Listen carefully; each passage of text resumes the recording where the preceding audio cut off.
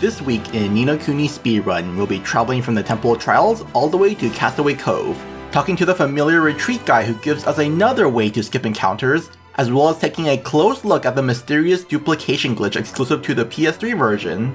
Before we set off for the Temple of Trials, we'll grab some kindness from this man here who's talking about gifts for his 30 grandchildren, and give it to this kid in a plaza to curse him with 30 grandchildren in the future, letting us 2 strong coffees to use later. We'll then grab some enthusiasm from this woman and give it to the merchant guy here, which gets us 3 blindness begones. Next we'll go to the boutique and sell 2 the blindness begones and buy 1 of each begone items, as well as all the iced coffees we can afford. We'll then grab some courage from the woman on the way out of town and give it to this other guy near the inn to fill out another merit card, which we'll use to buy Jack Be Nimble for the 40% movement boost, which will also make it easier to skip encounters. We'll cross the desert to the Temple of Trials where we meet the Supreme Sage Solomon. No, not this guy. This guy. Just look at how menacing he is. The way he stares into your soul, judging you for what you did last night. You know what I mean. Solomon's going to give us 3 trials to overcome. First is the Trial of Friendship, where you go through this minigame while controlling Oliver and Esther at the same time. But because I have no friends, I'll have to do this section alone. After that, we have the Trial of Wits, where we do these 3 puzzles where we move a bunch of rocks in place. It's always the same, so runners just have these puzzles memorized. Before we take on the final trial, we'll give Sid the Hoarfrost Harpoon and replace Drowsy Tears with Water Bomb. Now we have to take on the Trial of Courage, which is the next boss fight, Bashara. Bashara is weak to water, which is why we equipped Water Bomb on Sid. So far, all of the boss fights have been focusing on casting magic with Oliver, but this will be the first fight where we use the Oliver plus Familiar strategy. We'll have Oliver cast Frostbite and then immediately swap over to Sid and cast Water Bomb and just repeat this pattern. Casting a spell gives us a cooldown afterwards, so we're bypassing it by constantly swapping back and forth between Oliver and Sid. Bashara has one skill that we have to be very careful of, which is Devastation. This skill is very quick, so we don't have much time to defend. Besides that, he has Mind Over Matter, which just shoots out this aura around him, so it's trivially easy to dodge. He also has Soul Seal, which inflicts Nyx, which is the equivalent of silence in many other RPGs, so he won't be able to cast any magic with this on. This usually isn't an issue because of the way Bashara's AI works. He exclusively targets a character that you're not controlling as long as they're alive, so Esther is far more likely to get nixed than Oliver. We'll use this to our advantage by staying a distance away, though unfortunately he also takes 90% less damage from behind because of that giant thing on his back, so we have to constantly stay in front of him to deal damage. We can't always stay on the opposite side of the arena to stay perfectly safe. We'll also pop iced coffees as needed for this fight, with each iced coffee giving us enough MP to cast 1 Frostbite and 1 Water Bomb. We just have to be careful not to use up all of the iced coffees. We need at least 1 iced coffee left over, ideally exactly 1. If Esther dies, it's still fine as it just means the boss is constantly targeting you instead of Esther, which can make it less annoying in some ways just because you don't have to constantly chase after the boss. Once the boss is down, Solomon will let us choose a new familiar from these 3. There's Shanky Honker, Bogglyboo, and Lagoon Naiad, which leads us to yesterday's question. Out of the 3, we're going with Bogglyboo because it knows Enlightened by default. Enlighten is a self-buff that boosts magic attack by 35% for 30 seconds, and buffs also affect that individual character's team, so if Esther has Boggly cast Enlighten, Esther and Drongo also get affected by the buff. This will be very useful for a few magic heavy fights in the future, so good job to everyone who got the right answer. Here's your own pet Boggly to haunt you in your dreams. Now let's try something new this week. In next week's video, we'll be teaching Mighty one trick. Which one is it? Is it A, Blunt, B, Poison Pinch, C, Fling Flame, or D, Spire of Fire? Put your guesses down in the comments below and why you think that's the answer. Besides Boggly, we'll also get some more gifts from Solomon here, including a Sun Drop to evolve Mighty into a Mighty Mite, setting him back to level 1 but with a portion of his stats retained.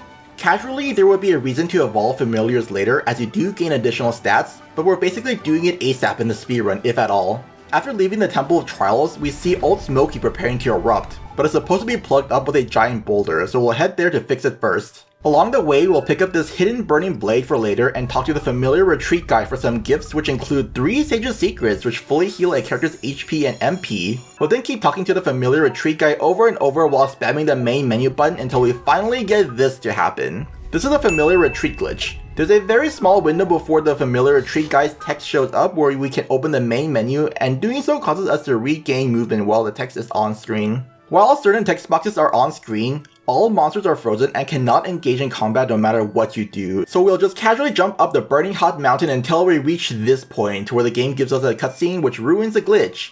Now we'll have to rely on the trick with jumping and opening a menu to get through the rest of the mountain. Once we reach this save zone here, we'll start the big duplication section, and I'm sure you can figure out what we're duplicating. Oliver, of course. What's the boss going to do against an army of 100 kids throwing fireballs? We'll get into combat and then use up one of our many items and then run away. Then we're going to go into another battle and die, which makes us go from 3 Sage of Secrets to 6. We'll then repeat the process to get 12 next, then 24, then 48, and then finally 96, which is just short of the item cap of 99. So yes, we now have an absurd number of the second best healing item in the game. Like I said before, this is a very complicated glitch, so get ready because class is in session now. First off, this glitch only works with provisions. You can't duplicate things like treats, gems, or gear unfortunately. Second, as I mentioned, this glitch is exclusive to the PS3 version. The PC and PS4 versions do not have any known infinite money glitches, so those versions have to go to the casino and win platoon 5 to 6 times in a row while also not getting screwed over by the dealer's bets too many times. There are tricks to it to raise your odds, but winning 5 to 6 times in a row is not something you can guarantee 100% of the time, so it's a great way to waste 3 hours of your life just to not finish a run. The Switch has a separate glitch where you can steal from a green chest while text is on the screen and then pick up a random resource for 4 billion guilders, which is much faster than duplicating. But of course, the Switch version loses a lot of time because the Switch has trash load times. If you want to learn how to do the Switch money glitch, Palmer, who's a world record holder of many of the Ni No Kuni categories, has a video explaining it in detail. As for the PS3 duplication glitch, this glitch works based on the order in which you received items. Every time you receive an item, the game will shove it into the next empty slot in a list, which is usually the last slot. Changing the order of items in the inventory does not affect this. This is not related to the inventory, it's a separate internal tracker.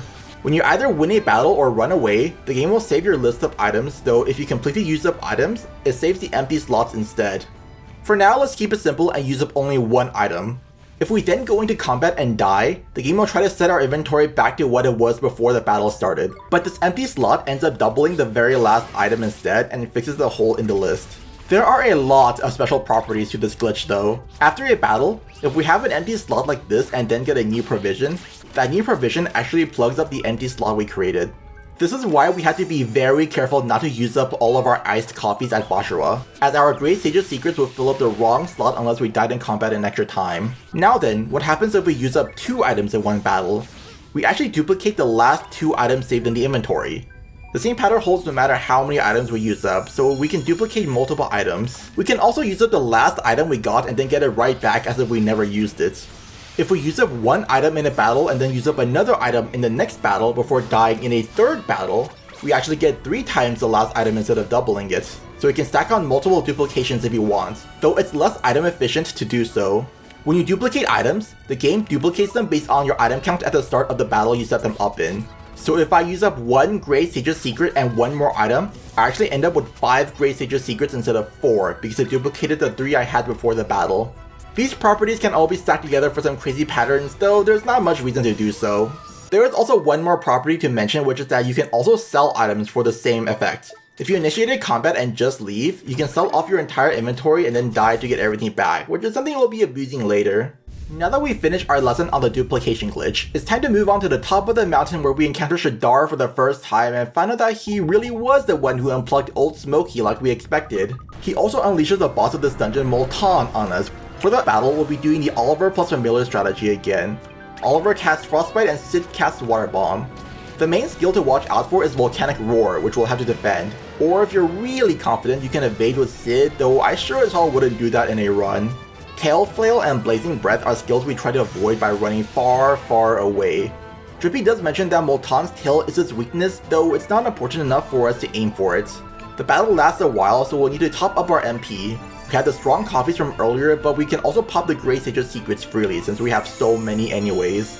After a long, drawn-out battle of constantly spamming spells and getting jacked up on drugs and caffeine, we'll finally defeat Moltaan and head back to Al Mamoon where we surprise Rashad with the news that we fixed Old Smokey while he was doing nothing and panicking.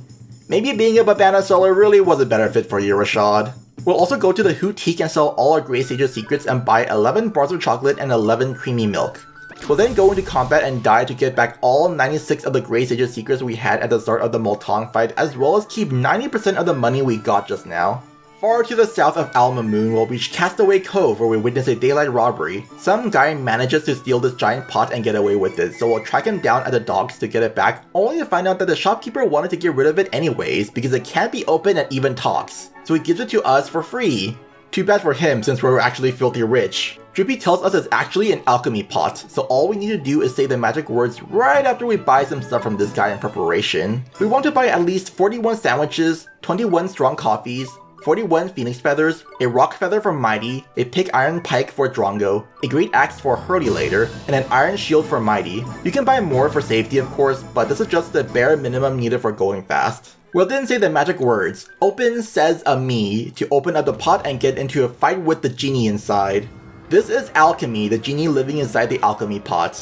Wow, what a creative name. For this fight, we're spamming Oliver's pulse the entire time, which deals physical damage.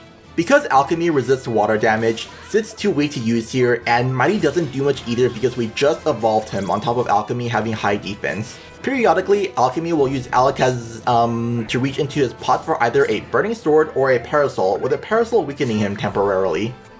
The boss unfortunately has some undodgeable attacks like Al Combo, even if we're standing all the way on the other side of the map, so we'll have to defend against that. Though we do get rewarded with some glims for each hit we defend against. There's also this attack where he spins with his sword that we can't counter, so that's always fun to deal with.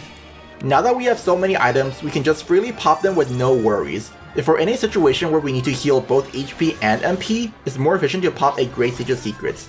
Otherwise, we're going to stuff Oliver's face with sandwiches and coffee. Towards the end of the fight, Alchemy will use Hubble Bubble, which will create a powerful explosion we have to defend against. We can fit in one item toss or one pulse before defending. Hopefully he only uses it once, though he can troll you with non-stop Hubble Bubbles to waste time or even go straight into an Al combo, which is probably to defend with Mighty since your defend is on cooldown.